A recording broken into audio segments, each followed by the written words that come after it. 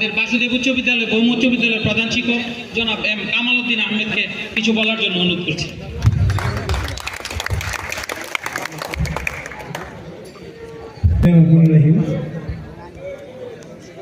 সামনে ত্রয়োদশ সংসদ নির্বাচনকে কেন্দ্র করে আজকে পথসভা, এই সভার সম্মানিত প্রধান অতিথি যিনি ব্রাহ্মণবাড়িয়া জেলা বিএনপির সংগ্রামী সভাপতি এবং কেন্দ্রীয় কমিটির অর্থনৈতিক বিষয়ক সম্পাদক, উনি অত্যন্ত প্রিয় ভাজন আমার।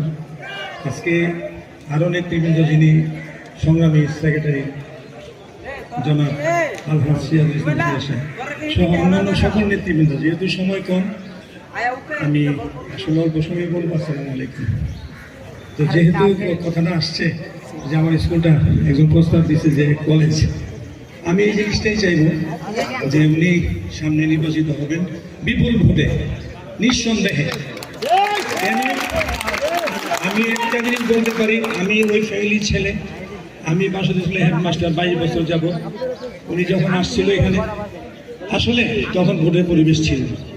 আমার বাবাকে বলা হয়েছিল যে আপনি একটা ভোট নৌকাতে দেন। আমার বাবা বলছিল একটা ভোট নৌকাতে দিলে কি হবে, আমার চরিত্রটা পাল্টাইতে পারি না। আমার বাবা কিন্তু জীবিত নাই, মারা গেছে উনি 82 বছর বয়স, বিডিআরের ডেপুটেশন ডাইরেক্টর। আমার ভাই একজন লেফটেন্যান্ট কর্নেল প্রমোশন পায় না বিএনপি মনের কারণে। আমার বাবার ফলকটা লাগে নাই, উনি বিএনপি বলে, উনি একদম মন্ত্রণালয়ের দিকে রেকর্ড করা, কিন্তু সেই সময় হয়নি। যাক, সময় আসলে বদলে গিয়েছে। কেন? অলৌকিকভাবে। মানুষ কখনো ভাবে নাই, আমরাও ভাবতে পারি নাই যে এরকম একটা পরিবর্তন আসবে। কারণ আমরা স্বপ্নে ছিলাম আসলে কি দিন আসবে কিনা। আমার বাবা বলছে আমি কি দেখে যেতে পারবো কিনা। আমি মনে করছি 60 বছর বয়স আমার চলে, আমিও দেখে যেতে পারবো কিনা। আমাদের আর কোনো কথা নাই, আমরা ওনাকে খুশি করতে পারবো না। উনি একজন যোগ্য মানুষ, উনি বোর্ডে পাশ করা, এবং উনি শিক্ষিত মানুষ।